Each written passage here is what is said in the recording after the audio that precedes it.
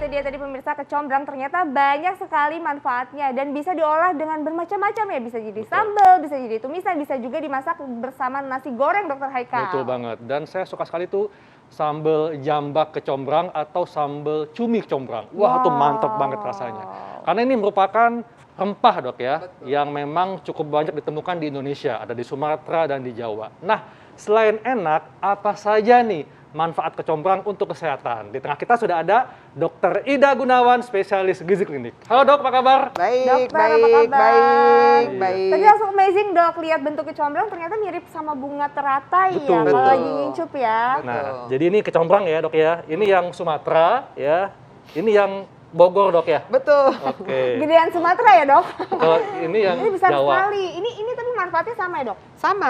Sama ya. Jadi memang saya nggak ngerti ya. Mungkin karena perbedaan dari tempat Betul. tanahnya, kesuburan tanah, iklim itu pasti akan mempengaruhi pertumbuhan ya. Iya. Dok, ini ada yang mengatakan Dok, jadi karena masyarakat itu suka sekali mengkonsumsi bahan-bahan alami ya. Betul. Contohnya kecombrang ini. Betul. Jadi ada yang mengatakan kalau kecombrang ini dapat mencegah kanker. Fakta atau mitos Dok? Ya ini sebetulnya fakta ya. Oh, fakta. Tapi saya harus jelaskan dulu. Penelitian kecombrang ini luar biasa banyaknya karena ini kan adalah herbal untuk orang-orang di daerah Asia.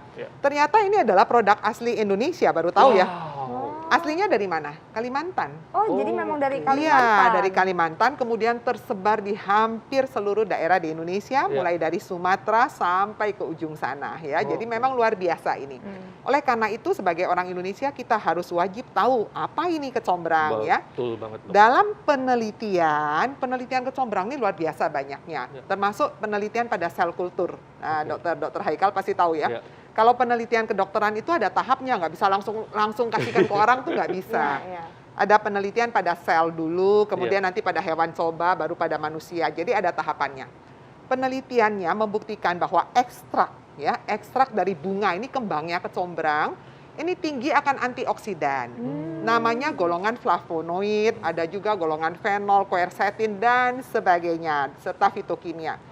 Dan dalam penelitian dengan cawan Petri tersebut pada sel kultur, dia bagus sekali menghambat pertumbuhan dari sel kanker, terutama sel kanker payudara. Oke, tapi harus diolahnya seperti apa dokter supaya ada manfaat untuk sel kanker? Sebetulnya kalau dalam makanan kita karena dia adalah herbal atau bumbu yang digunakan ya dimasak seperti yang dicontoh-contohkan tadi saja.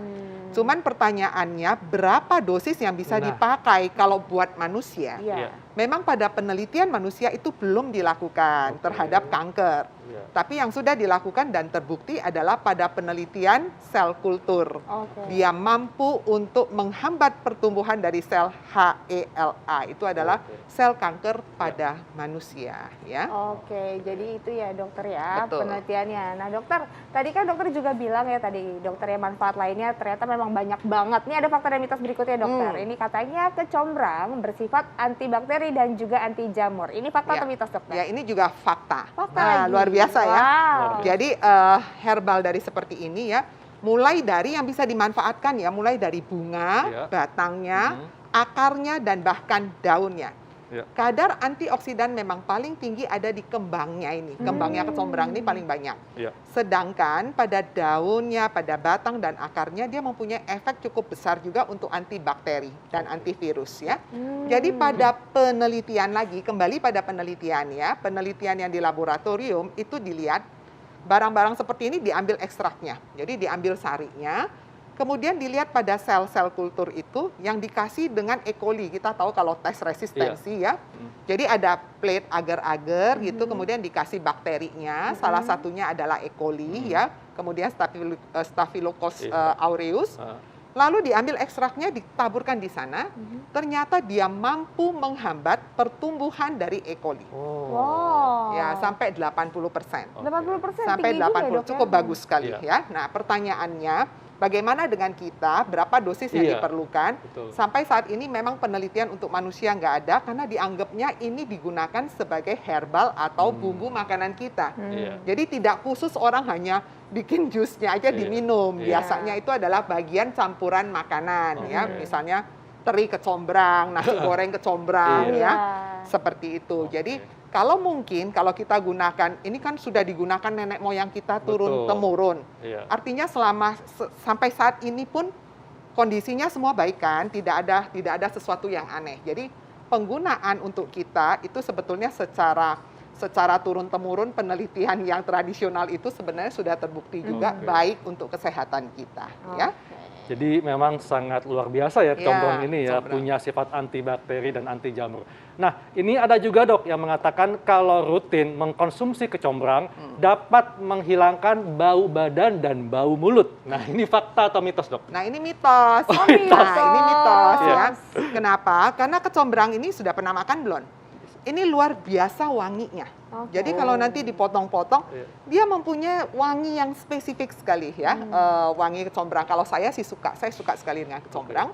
Jadi karena wanginya itu sehingga membuat mulut itu menjadi sepertinya bau mulut itu akan ketutup seperti itu. Jadi orang mengatakan karena dia mempunyai wangi yang khusus, seperti Anda minum mint itu loh, air mint, daun mint ya.